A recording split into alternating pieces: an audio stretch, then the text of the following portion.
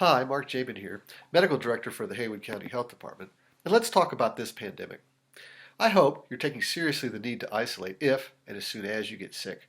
It gives us the best opportunity to trace, test, and contain, and it's the best way for you to help protect health and preserve the economy.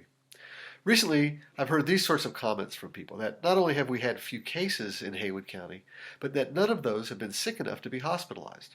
Or this: what we were told in March hasn't panned out. The estimates have been all revised down.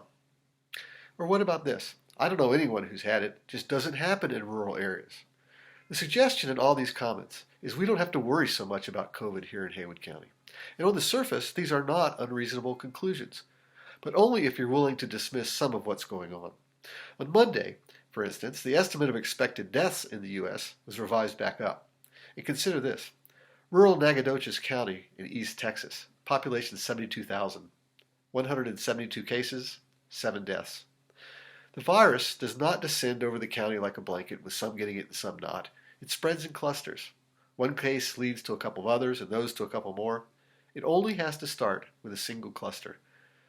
So far, no one here in Haywood County has been hospitalized, and that's great. But is that how it's going to go over the next few weeks? Be careful about the conclusions you draw. It's still too early to tell what this current spike will become. The picture may well change. So here's what we know right now. In just the past 8 days, we've gone from 1 to 5 to 10 and now 13 new cases. That looks like a doubling rate somewhere around every 2.5 days, and that's not a good sign. Some of these contacts were with infected people, so we know that there is now community spread. It may be easy to get lured by the fact that our total of 18 cases has been spread over 6 weeks, but what matters is what's happening right now. So don't let your guard down. The more these clusters can be contained, the better off we will be. So keep doing what you're doing. And if you haven't seen fit to follow the recommendations, your friends and neighbors would appreciate if you'd rethink that. As things heat up, it will take more of us doing more of this in order to keep ahead of the virus, not less. This is key right now to decreasing cases, lengthening the doubling rate, and getting back on top of this spike, so we can protect both health and preserve the economy.